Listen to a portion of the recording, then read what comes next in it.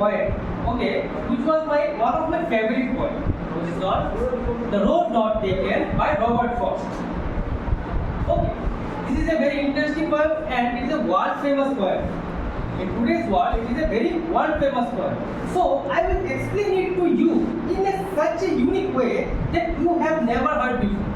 I will tell the background story of the poem. Okay, and then I will give a small description. And as I could not complete whole the poem in a one class, so I will first read the first stanza and I explain it to you. Okay. So please keep silence and see what I write in the blackboard. Okay. So what is the name of the poem? The Road Not Taken. The Road Not Taken.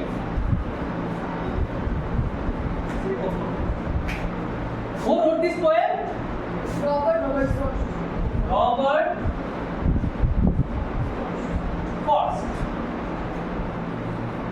Okay. The poem was published in 1950. Okay. In a book named Collection of Mountains. Okay. So it was published in 1950. In which book? Collection of the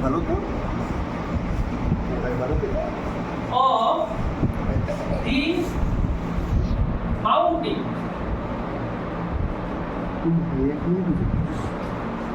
Okay, the collection of the mountain. So here the poet actually tells the idea of facing two choices in life. Okay, here we explore how he used two roads. Okay, what is this? Two-way partition. Okay. This is a bird eye angle of two roads, one road divided into two directions. Okay, so he gives the natural scene by two roads. Okay, to talk about life's difficult choices, how we choose our different choices in our life. Okay, so first of all, please anyone can stand up and read the first line. You please stand up and read the first line. Loudly, okay? Two roads delivered in a yellow boat, and sorry, I could not travel both. And we one traveler, long I stood, and looked down one as far as I could, to where it met in the undergrowth. Sit down, thank you. So here tells two roads diverge into a yellow wood. Okay, here are two roads diverge. Okay, there is a word called diverge. There are some words which you have to familiar with before reading the poem. So, okay, so the first one is diverge. D-I-V-E-R-G-E-D, diverge. Diverge means divert. Okay, the two roads, the one road diverted to two directions. So it is the divert. And in this first stanza, there are another word which is called undergrowth. Did you know what is undergrowth? Anyone? Anyone? Undergrowth? So growth was not increasing. No. That is not growth was not increasing. Actually, it was about thick bushes. You have seen the thick bushes? Yes. Small bushes in the roadside. These thick bushes. Okay. Bushes. Undergrowth means bushes. So here, now I will explain line by line. Okay. Two roads diverge into a yellow. The two roads is one and second road diverge into a yellow. There is a foot with forest. Yellow color give forest. Okay. And sorry, I could not travel both. Why? Who feels sorry? The poet. The poet. Why he feels sorry? Because and be a one traveler alone I stood. Because he is a one traveler. As a one traveler, he cannot walk on the both. He had to choose a one. Okay, so what he did? and looked down one as far as I could.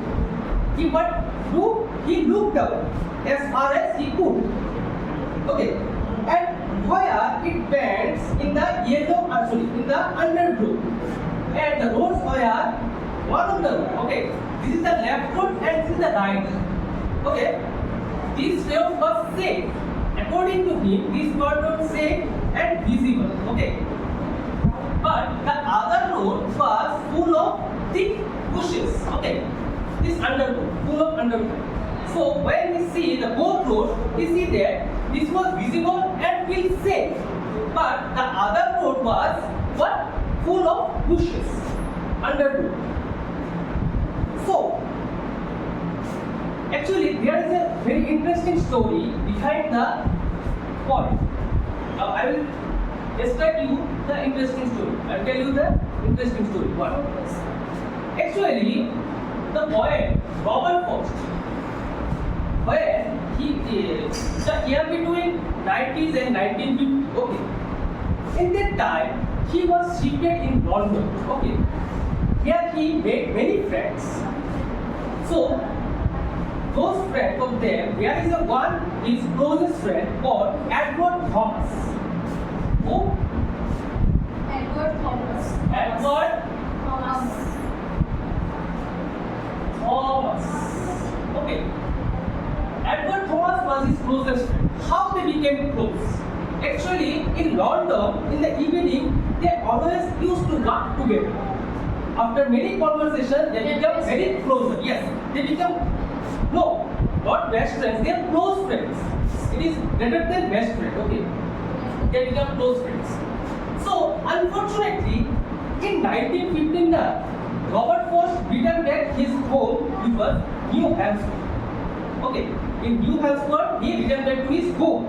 On the other side, his friend, the Edward Thomas, had enlisted his name in the war.